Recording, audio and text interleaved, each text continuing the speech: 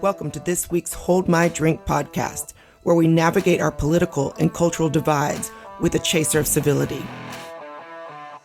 We invite you to grab your favorite beverage and join us as we explore our differences and build bridges across our divisions.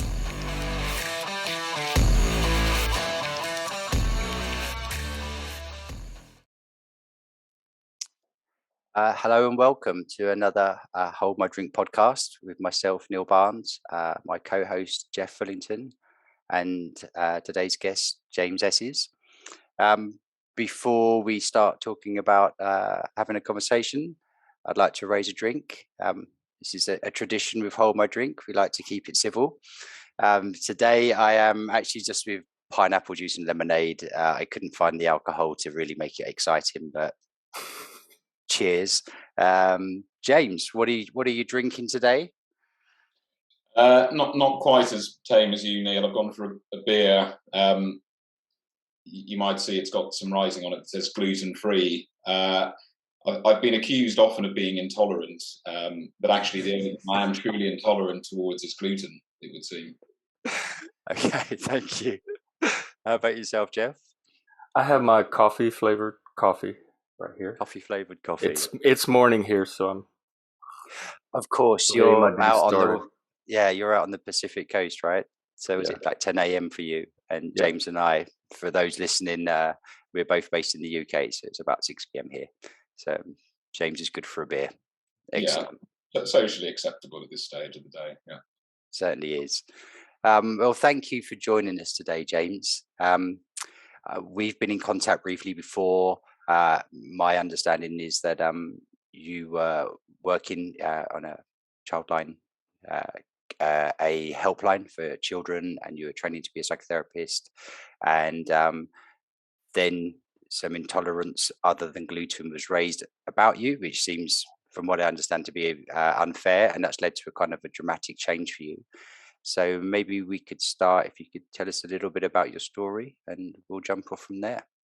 Sure, and thanks both for having me. So my life has changed quite dramatically over the last year.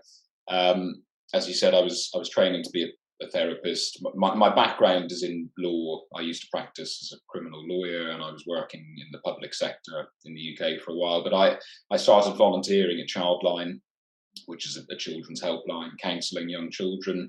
And I found it so fulfilling that I decided that that's how I wanted to spend the rest of my life. So I started this master's degree on weekends. At the time that everything kicked off, middle of last year, I was about 3 years into the course. I was just about to set up my own private practice for the first time, which was extremely exciting. And then one day, last May, I received an email from my university course expelling me with immediate effect.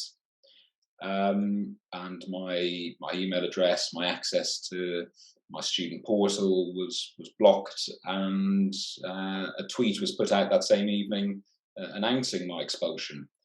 And that has formed the basis of litigation that I'm currently embroiled in. And we'll talk about the background of this, I'm sure, a bit more, but I'm taking them to an employment tribunal on the basis of discrimination against my beliefs. This all began because I was becoming increasingly concerned about the medicalisation of children with gender dysphoria, and that children were being put on a one-way path towards this medicalisation. And I was concerned in particular that with the UK announcing that they were going to ban conversion therapy, which has happened abroad. I was concerned that this would potentially criminalise ethical exploratory therapy with children who felt that they were trapped in the wrong bodies. And it was this speaking out that ultimately, it would seem, cost me my course and my future vocational plans. So you was it's a shocking story to start with. You said you was 3 years in. Was it like a 4-year course? Was you like on the cusp of completion as well?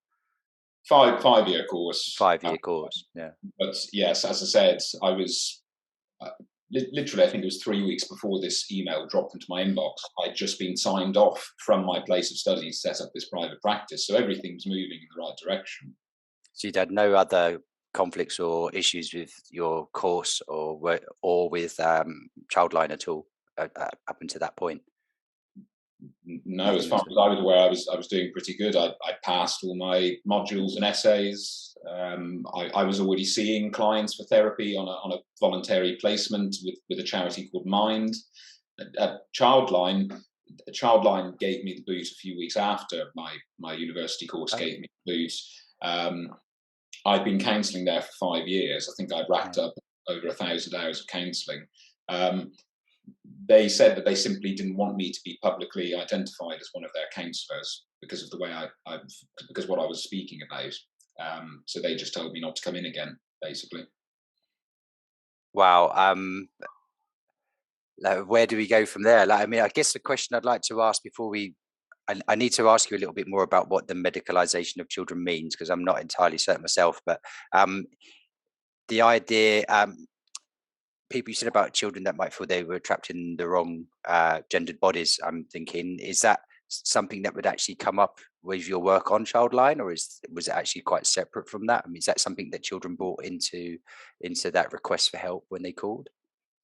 Increasingly so, and actually it was that which caused me to engage in research and immerse myself in the literature on this topic, because each year that was going by in Childline, more and more children of younger and younger ages were coming through to me and my colleagues saying that they felt they were trapped in the wrong bodies. And so I was noticing this trend, a lot more younger girls as well.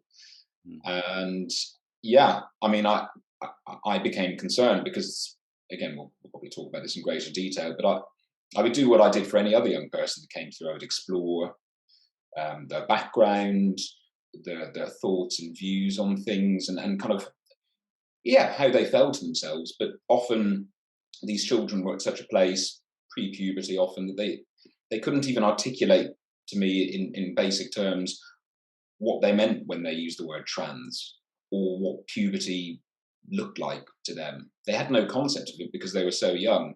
And yet these same children were telling me that they wanted to bind their breasts and that they wanted to go on to take puberty blockers and cross-sex hormones. I mean, that is pretty shocking because how do maybe you discovered this when you started learning more about this, but like, how would young people become informed of these concepts when you say it's not something they're able to articulate for themselves? I can, like most people, can maybe remember themselves at prepubescent ages, had no formation of a sense of what gender really was at all. I was just much more interested in kicking balls and running around and playing with the dog or whatever else. But and maybe I'm fortunate in that.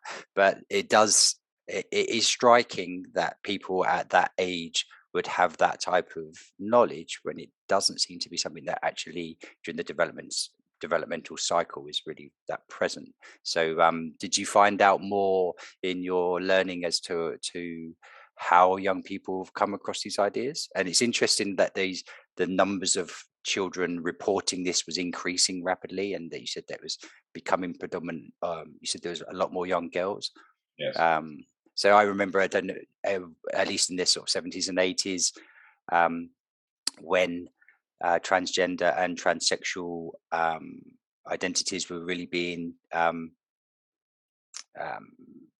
presented in news and media as something that people needed to be aware of and what this actually meant. It seemed to be occurring only amongst boys, or very much predominantly amongst boys, and at a very very early age. But it was really low numbers, like 1 in 10,000 or less.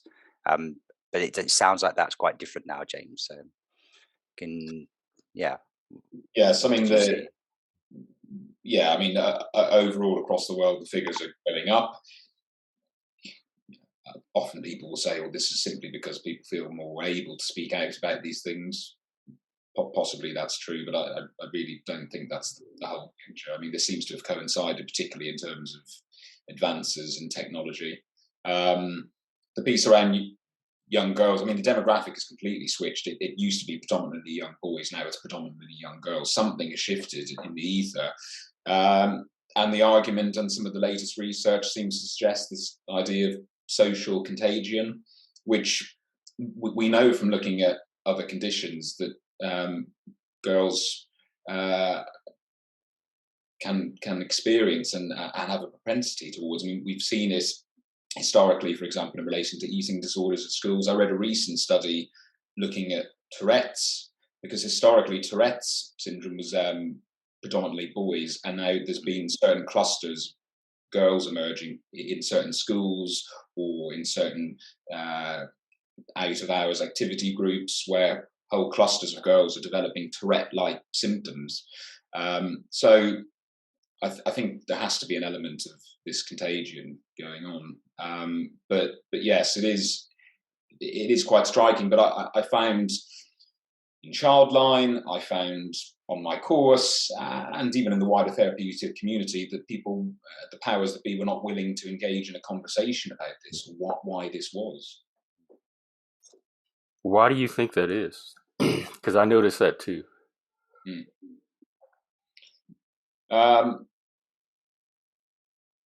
Well, to be honest, I've immersed myself in this so much, and I feel that the arguments are so strong in terms of what I'm putting forward that I find often that I think people shy away from discussion or debate on this from the other side of the discussion because they don't really have an answer. And I think that they know that if they were to actually engage in an open debate on this and have some sort of spotlight shone on them, they wouldn't really have much place to go with it. I also think it comes out of a place of ideology. I mean, we're using this term captured nowadays, but it's true that many of our institutions have been taken over by ideologues and are not willing to distance themselves from it. I mean, therapy should be a place for people to discuss complex, sensitive issues, to listen, empathetically and openly to one another. Nothing should be off the table, really, one would think, when it comes to psychotherapy discussions, but I and colleagues have learned that that's no longer the case. Well, one thing I'd like to find out more about is this concept of exploratory therapy and conversion therapy, because it's being spun as, like, what exactly is the debate over conversion therapy versus exploratory therapy? Because what you described as ethical exploratory therapy seems very benign to me, but it's being spun as conversion therapy, and you're transphobic if you support it. Well, we're seeing this all kick off in the UK at the moment because the government is kind of flip-flopping on what they're going to do with this legislation. And actually yesterday there was a protest by various trans lobbies outside number 10 Downing Street.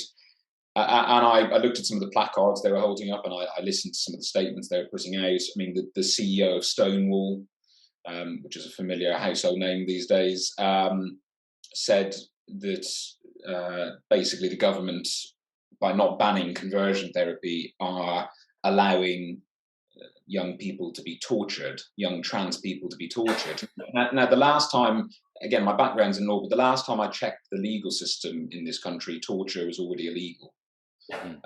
And has been for a very long time. So this is just rhetoric, divisive rhetoric. I mean, most conversion therapy practices, if we think about typically what conversion therapy means in the strict sense of the term, have already been outlawed. Anything to do with physical violence, which a lot of it was down to, is already caught by existing legislation. So what is left? Talking therapies, or even religious prayer. Those seem to be the things now that activists want to be captured by new legislation. What's their objection to talking therapy? Well, that's a good question. But they would seem to, I mean, they use very, very vague language. So in the government, in the UK government's consultation on this, they said that they were considering banning any form of therapy which was designed to change or suppress someone's gender identity.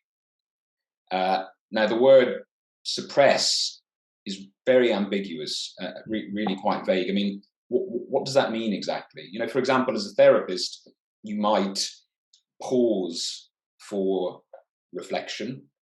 You might pause to gently challenge your client about what they're saying, particularly if it's inconsistent with something they've previously said to you. I mean, on the reading of the word suppression, those could technically be considered suppression because it's a pausing, it's not a affirming. But I think those on the other side basically see therapy as, I don't know, a risk to affirmation, and they view it that if somebody says they're trans, they are trans, and it's not something to be questioned. But we come back to the fact that gender dysphoria is a mental health condition. Well, it is now. I saw that there's a movement trying to even get that removed from the DSM. Yes, I saw that too, and I saw some. I don't know whether this is the confirmed final wording, but in the newer version of the DSM that's to come out, the wording has been watered down, and actually there's some kind of ideological language, I would say, being used in it. For example, they're using the term sex assigned at birth, which is a medically inaccurate term. So the fact that that would appear in a DSM definition concerns me. But yes, there are efforts to water this down. But in the UK, it still to this day remains the position that if you want to medically or legally transition, you have to be diagnosed with this mental health condition. It doesn't surprise me with the DSM because its content is decided upon by committee, and it doesn't necessarily mean a committee of medical experts. So I can see how something that's rather loosely connected to scientific reality, which I believe the DSM could easily be claimed to be, and where various members of the committees might be on the boards of pharmaceutical companies and various other.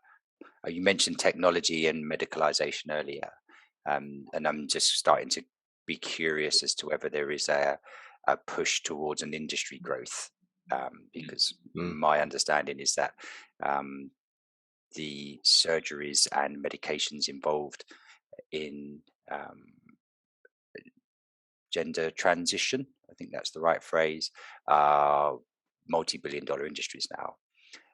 But so I can see how that aspect may come into play. I'm really curious about what might be the goal of these sort of ideologues in just affirming anyone that claims to be transgender as being so. I struggle to imagine why that would be something people would pursue, as opposed to what you're describing. I can understand how it would be appropriate to explore somebody's feelings around this, and if they, if that sort of becomes over time to be certain that they feel they are transgender, then they are. Okay, there's nothing wrong with that. There's not something should be prevented, but the exploration seems quite natural because it could go either way, and I'm guessing that the healthiest way to go is the way that actually resonates most naturally and most deeply with a person. So, and my understanding also is that detransitioning is difficult, very, very difficult and dangerous, and that the effects of these medications and surgeries cannot just simply be reversed or paused. They're pretty unidirectional. So that type of commitment to change could be harmful if it was the wrong commitment to make.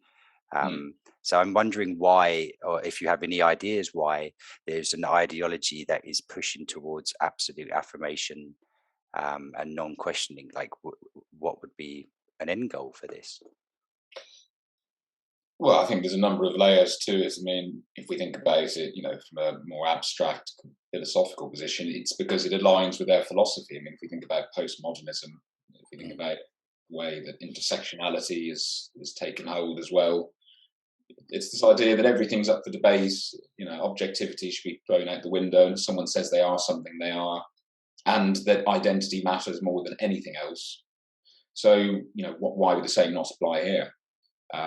Someone says they're trans, someone says they're trapped in the wrong body, they are, and we should do everything in our power to enable them to embrace their true identity. I mean, I would imagine that would be how many of these individuals would put it. So I think there's that philosophical link. I think some people believe that they're doing the morally correct thing, it's not easy to listen to somebody saying that they feel like their body doesn't belong to them. They reject their body. They don't feel like they are who they say they should be. I mean, gender dysphoria can be hugely debilitating. So I think there's a lot of people for whom they think, well, I'll do whatever I can to take away this person's pain. I think for some, and I would say, I want to make the point, I'm not saying everyone, I'm saying a minority, but there might be, more concerning aims as part of this. I mean, this has been spoken about recently in the context of women's safety and women's rights. But, if we introduce a system in which self-ID is a thing and anyone can say they're a woman at any time, that does leave the doors open for certain predatory individuals to take advantage of that. And I just want to make the point, because this seems to be constantly conflated. I'm not saying that trans people are predators. I'm not saying that all trans people are predators. I'm not saying the majority of trans people are predators.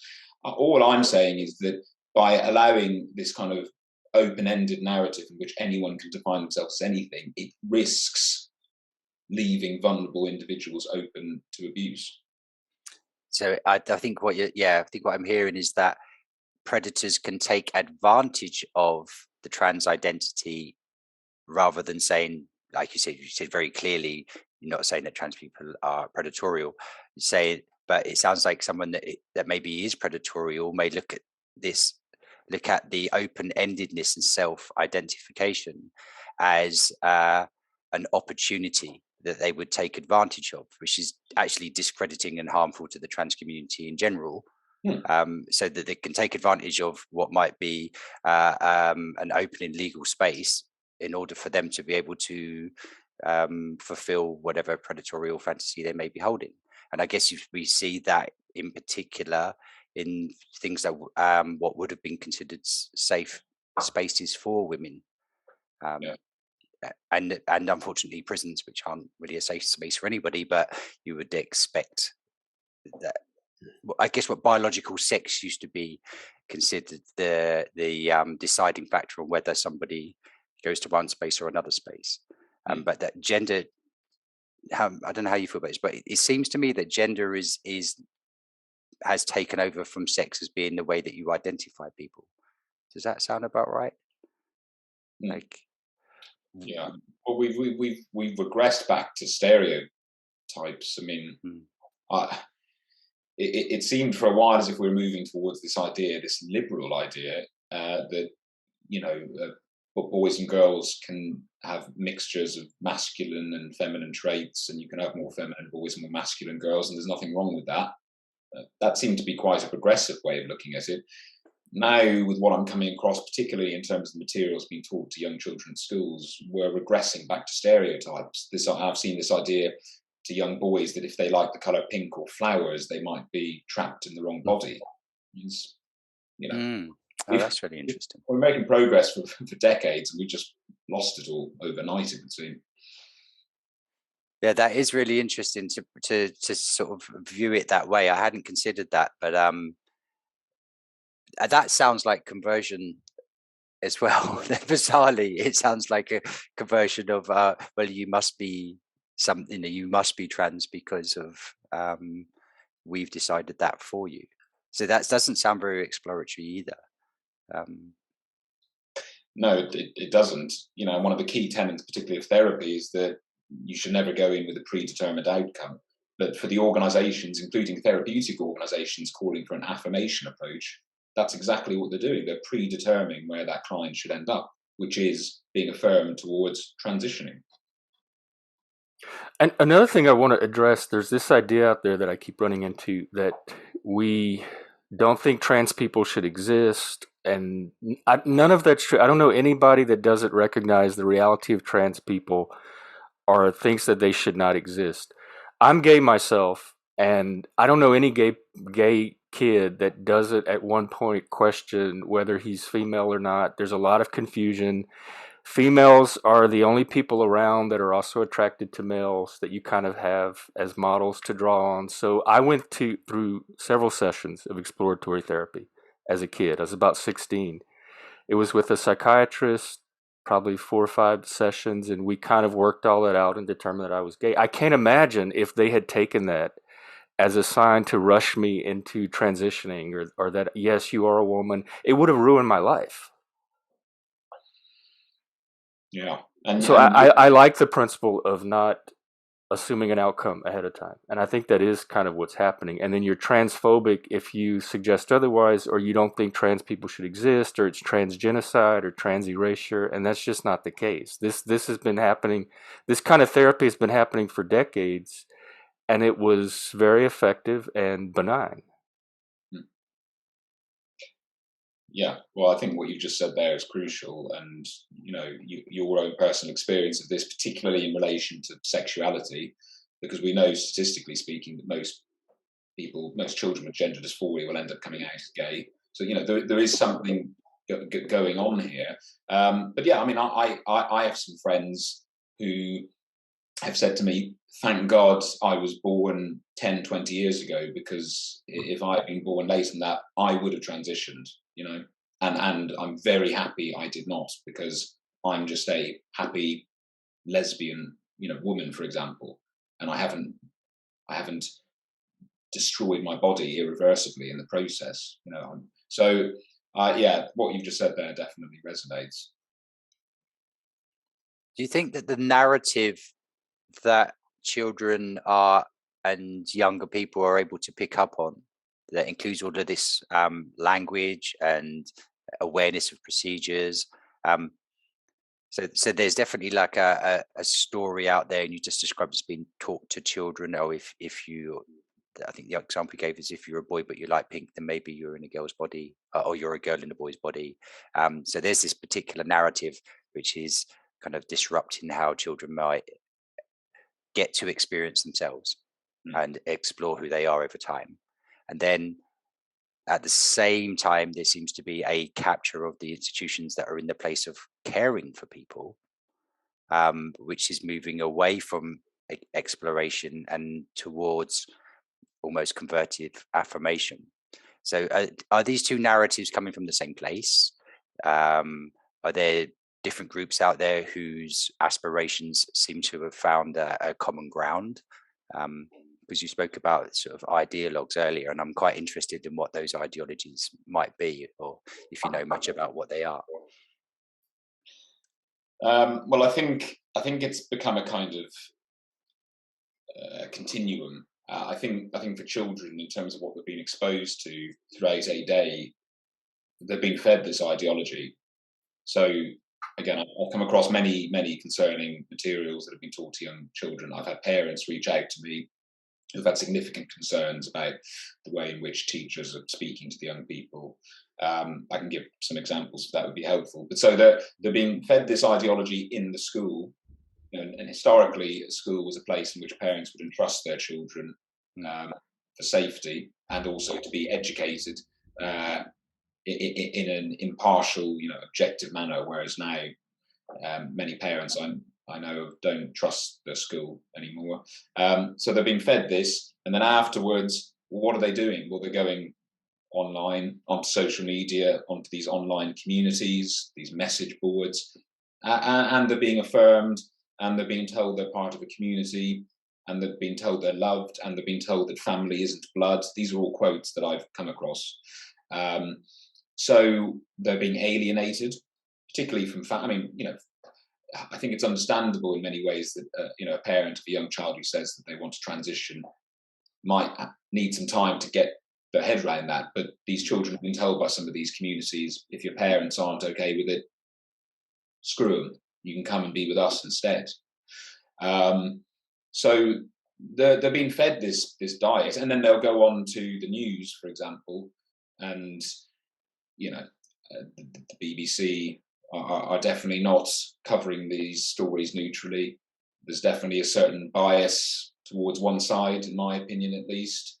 And they'll see protests going on, like outside number 10 Downing Street yesterday, with people holding up placards saying, trans rights are human rights, and don't kill us, and stop trying to deny our existence.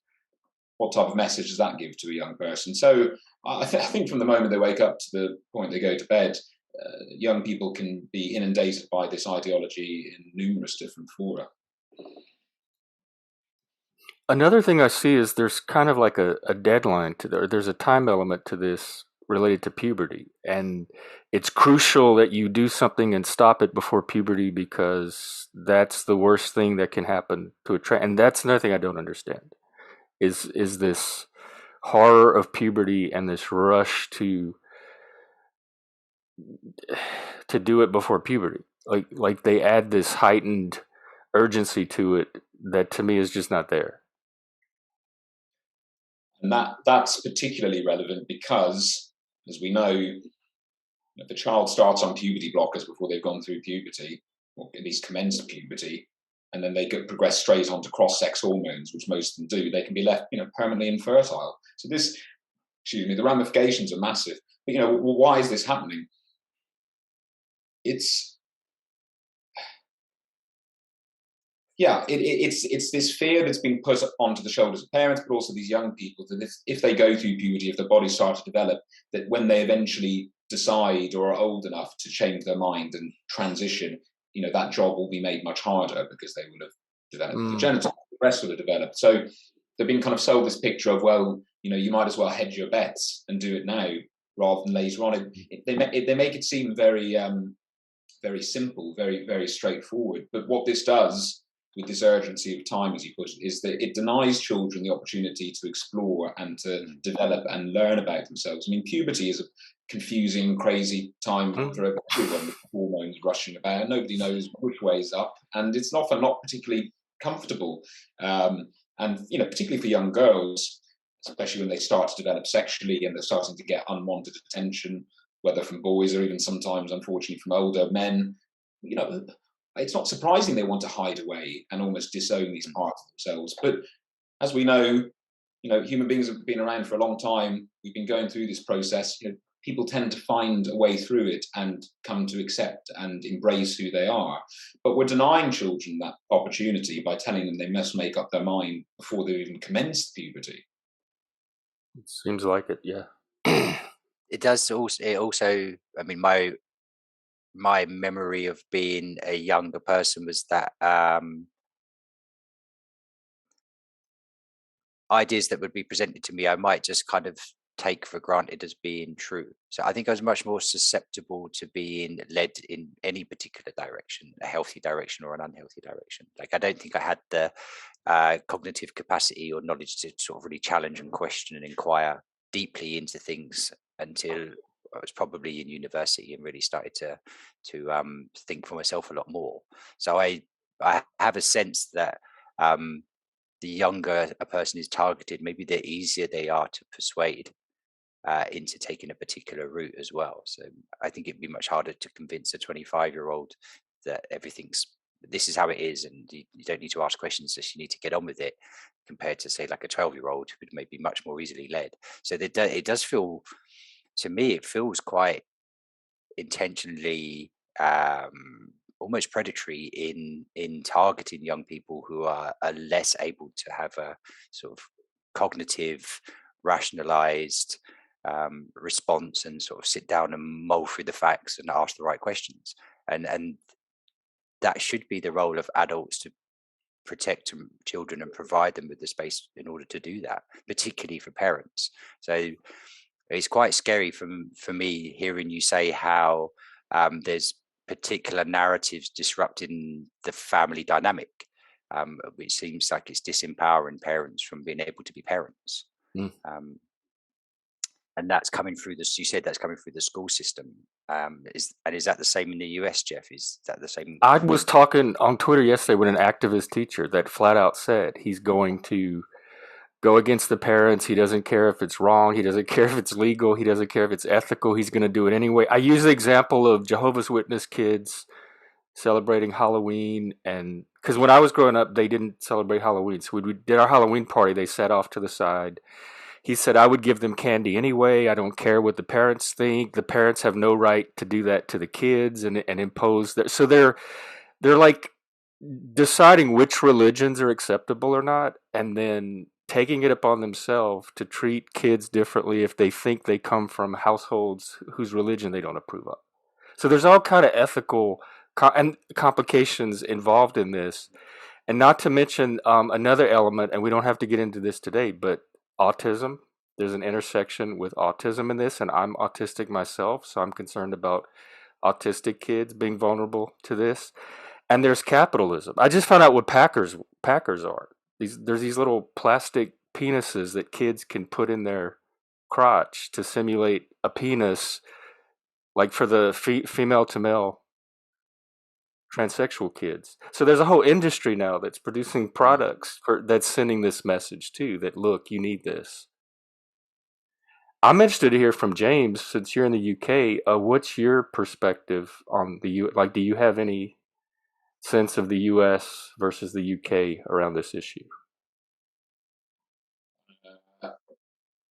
Yeah, I mean, no offense to the US, Jeff, but I think you're way further down the track than we are in terms of embracing this ideology. I mean, and to be frank, sometimes I look across at what's happening in the US and think, thank God we don't have that over here. But I can see some, I can see some of that potentially on the horizon, and I think often the UK does tend to take its lead from the US in this respect. So I do see elements of it seeping into our society as well. But the US feels like a completely different beast, to be honest. I don't envy that. I mean, I feel like at the moment in the UK things are slightly shifting, but the US, I don't get the feeling that that's the case.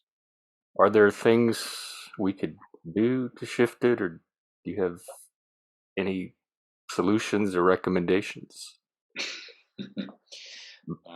based on your experience in the UK of what we might be able to do? I know the systems are different. Well, I think from my own personal experience, once the conversations start happening, once the spotlight has been shone on the actual arguments, people cannot avoid them. And we've kind of had to force ourselves in the UK into relevance, into the media spotlight. And they are starting to listen now. But, previously we're finding that, the other side don't want to debate openly about this, that papers and media outlets weren't covering the issue from our perspective. I think you need to turn the media narrative a bit, and encourage as far as possible, open airing of these issues. But again, the problem is, and particularly in the States, the cancel culture and the no platforming of speakers on university campuses, etc., makes that extremely difficult, to have these issues opened out. And I think in both countries, if we're going to make any real shift, it's got to start with the youngest of children, to be honest, because they're the next generation. I'm concerned that because a whole generation has been fed this at school and then at university, that even though I think things are getting better in the UK now, in a few years' time, it could all go back the other direction again. And that eventually this ideology is just taken hold because all children and university students have been told that it is the, undeniable truth.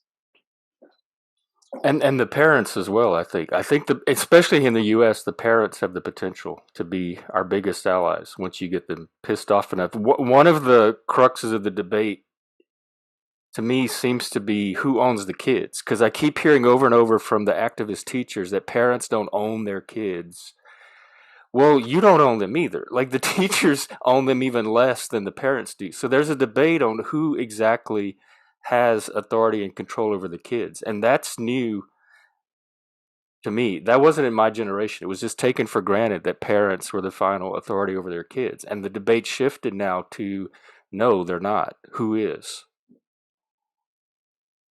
I agree. I think how we view our children and young people in society are almost as kind of consumers these days. It's what we should give children what they want. If children tell us something's true, we should believe them, without question. If parents do anything that the child doesn't like, that parent should be reprimanded for it.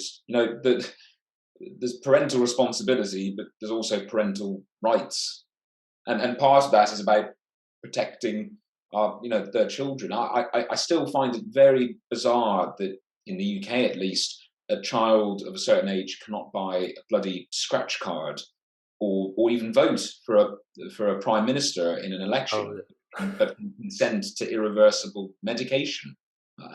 How does that add up in terms of safeguarding? Yeah, but it definitely doesn't. I mean, and it's quite a shocking change in society that we're kind of arriving at this point. Um,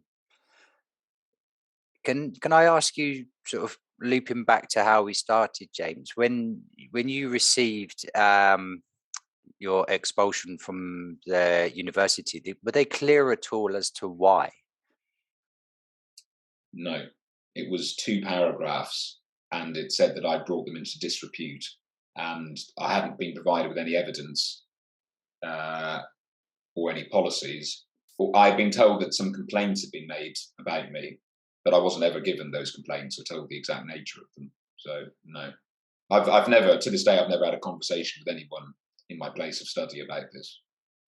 Is there a process where you can get that information? Something similar here happened to me too, and I tried to get the complaint or get the information, and there were all these roadblocks to. I still didn't get to see the original complaint. So is there a process in the UK where you're able to get that information? Yeah, so there's a couple of routes. The first is a data subject access request, requesting my personal data, which I did. But the thing is, they're in control of what they share with you, and there's various exemptions and exceptions. But I received various correspondence, emails, etc., that were taking place internally, which have definitely boosted my case, and were part of the reason I decided to bring the litigation in the first place, because I was able to see some of what was going on internally at the time that they got rid of me. But as I said, they can choose what they share, and it's very heavily redacted, etc. But the other method, unfortunately, is going through litigation. So I'm bringing this case, and we're going to get to a place in which they're going to have to disclose everything relating to this, even if it doesn't help them. They're going to be legally bound to disclose it. It's unfortunate that it's taking a legal case to bring that about, because all I've ever asked for is basic transparency. But that's where we are. So yes, it's a shame, but I think sometimes these institutions need to be forced to hand over this material. Transparency is another one of the big issues, especially in the States, like with curriculum. The less transparent they are, I think the less trust that people are starting to have. So I think the transparency issue is another angle to push back on this with. Great. And it does seem to me that the use of like very serious accusation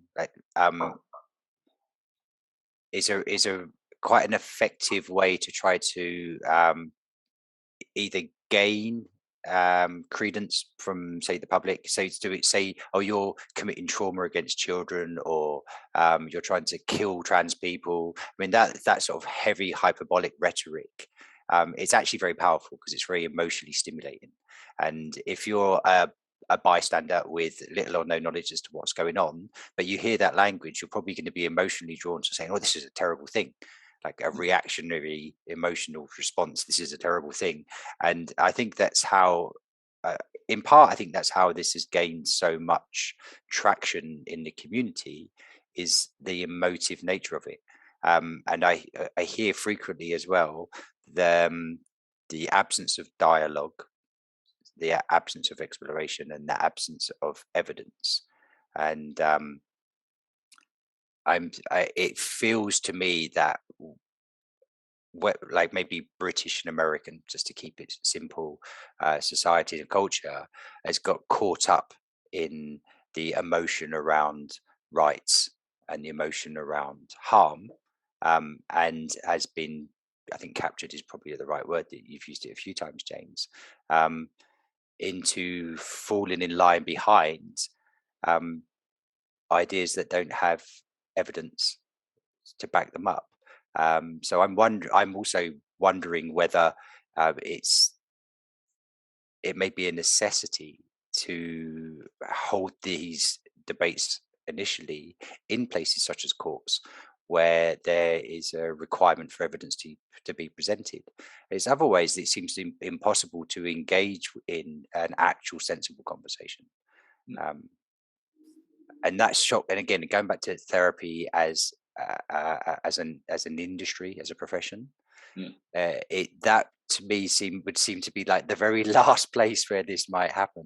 So I'm still quite shocked that it's actually a therapy training that have done this to you and haven't engaged in conversation with you, and basically just haven't acted in any way you'd expect either a university or a therapeutic training provider to act. So is your case coming up soon, James? Is your court case imminent? So I've got a preliminary hearing for a few days in June, and then hopefully at that the trial date will be set. But that will be a few more months down the line. It could even be early 23. Just touching on briefly on the point you just made about the narrative. I think it's been pitched very much as kind of us versus them battle. I mean, that's particularly effective. That's what gets people riled up and angry. So again, going back to what happened to me, when they announced my expulsion on Twitter, they also included a link to a statement of solidarity with the LGBT community. Now, what does that do? Well, that immediately paints me as being anti the LGBT community, and it sets up this battleground straight away. So this is what's going on, and then it's not surprising.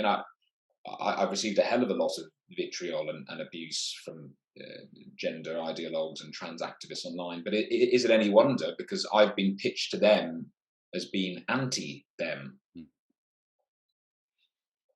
And social media is probably the worst place to have these kind of I mean, outrage is going to get way more clicks than rational, reasoned debate will, too. And so if they use social media as the forum to announce this and then start their portrayal of you, they were doing it through a medium that's designed for maximum outrage and pathos. Correct. And I spend more time than I care to think trying to encourage those who would seek to have my free speech infringed upon to exercise their own damn free speech. I'm forever calling out people on social media saying, all right, let's have an open debate. Let's have it neutrally moderated. Let's even live stream it. And it'll be a respectful debate, but let's get the issues aired. I've never had that offer accepted once. We'll do it. If you get anyone that wants to do it, we'll host. Yeah, cool. All right. Jeff and I have had a similar experience, James, of Twitter as a medium of outrage and being sort of attacked or drawn into debates, and have said, well, okay, should we just take it to Zoom? And not even in a public forum, just shall we do this face to face like human beings and speak about it? And there's never engagement, and I find that really interesting and scary. That you can use outrage, you can use vitriol, you can it's quite Hegelian sort of presentation of you're either for us or against us. It's very black and white, surprisingly binary thinking for groups that seem to be very into non-binary as a narrative, except for if you don't agree with me, in which case the only option is you must be the opposite. that is really, really incoherent and incongruent but it does seem to be very tactical as well. They set up traps, they set up boundaries and roadblocks. There's an activist called Katie Montgomery over here in the UK. I invited them many times to have a debate, and I kept being told that no, it was to be on their terms. And so that she had written an article on Medium, I think, and her response was, if you want to debate me, write your own article in response to my article. Why should I be forced to have to spend that amount of time writing an article in a silo, which isn't actually a direct dialogue or conversation with one another? And who's going to want to spend the time reading through that article? And then is she going to write a further response article? Or are we going to keep writing articles back and forth until the day we drop dead? Or could we just possibly have a conversation for half an hour and just have a dialogue? It's not that difficult. I think, and that's a really key word as well, dialogue, because it is a backwards and forwards, which hopes to explore to the truth of something, to reach logos, to reach some form of shared understanding. And it doesn't feel like shared understanding is a goal in any of this. From what you've told us today and from what I've heard previously, it does feel like it's, if I'm going to take the position of the transactivist in this, it's either my position or shut the hell up, you're wrong and you're evil. And that, in even as I say that out loud, I'm getting the sense of how absolutely right I must be, and not just right as in being correct, but also righteous as in I'm the good and you're the evil. And it does feel almost, well, I guess what's coming up for me right now is it feels almost religious. And maybe that resonates with this sort of the ideology as well. I'm not saying it is a religion, but it has the same sort of, maybe that sort of fundamentalist elements to it as well. And that shouts danger to me. So I'm really hoping that what you're doing now. First of all, thank you for what you're doing right now. It's very brave. I think it's very necessary. And it sounds like you're approaching this in the most sort of sensible and ethical way that you can. And I wish you every success with your case. But I'm also curious as if there's anything that ourselves or others can do to support you, what that might look like, or where people can get in maybe keep up with what's going on for you, or share resources, anything that just can sort of provide you with a base of support and a place of contact. Then if you're able to name it, then we'll see what we can do to help. Thank you. What would I ask of people? I think for society more generally, I would ask that if people feel able to, I appreciate it's not easy in this day and age, but to speak out, because until I do believe there's a silent majority on our side, but until people start to speak out, things are not going to change. But and there will continue to be more full people for this who will suffer and lose, their livelihoods or their reputations or whatever. But I would implore people to speak out if they feel able to, because you will have a lot of support out there. In terms of what people can do for me personally, people have already been extraordinarily generous. I've had complete strangers who owe me nothing donate to my crowdfunding to get me through this litigation. But litigation is damn expensive, and I'm going to need to raise more as I get closer to the case. So people can go onto my crowdfunding page. Maybe you'll be able to link that or something, but or you can just type into Google James Esses crowdfund, and that's where I put all the updates in the case. And if you feel able to donate a small amount, that's not a requirement, but it's very much appreciated.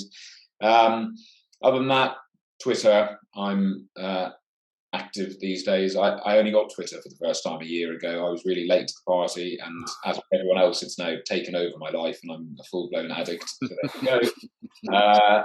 And yeah, I'm also happy for people to reach out to me individually. Like I've learned actually the most from random emails that have been sent to me by other therapists or parents or teachers, just sharing with me their own experiences. And I think it's really important that I don't get carried away with the kind of high level rhetoric, and then I come back to the impact that this is having on individuals' lives. So I'm always happy for people to reach out to me directly and to share their story. And we'll put those links in the description when this gets posted too. Thanks. Are there communities growing out there that are supporting each other, people that are facing these issues? Because it sounds like something that's going to affect a lot more people before it maybe changes for the better. And you said yourself that you're concerned that going through the education process from children in school through to university, that maybe it will take a turn for the worse first. So if there are people watching today or watching who are experiencing some of this themselves, have you any recommendations where they might be able to find a group, or how they might be able to find people that are in the same boat as them? Yeah, there's more and more groups springing up. I mean, there's so many. From a therapeutic perspective, I've co-founded this group called Thoughtful Therapists, who are trying to make some inroads in this.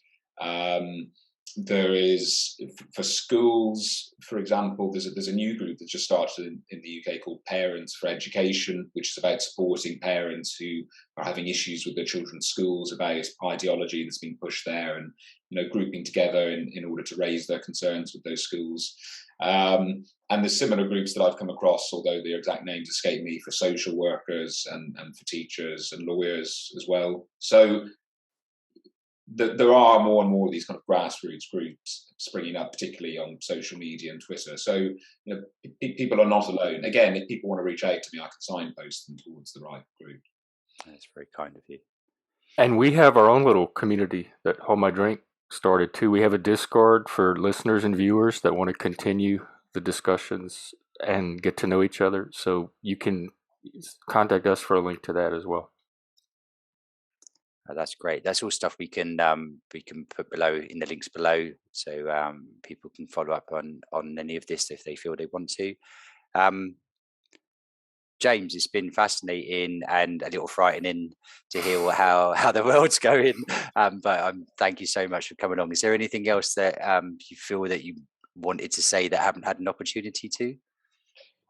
No, just to thank you both again. I think it's been an enjoyable conversation, and maybe you'll have me back again in a few years' time when the world's in a hopefully better place. Well, thank you. And in between, if as this develops, maybe there's a time to check in again. But yeah, thank you very much, James. It's been a real pleasure. I hope you enjoy the rest of your gluten-free beer. And and Jeff, have a wonderful day, as it is your morning. Good way to start the day, and thanks again. Okay, thanks. See you on the next one. Yes. Take care. Bye for now.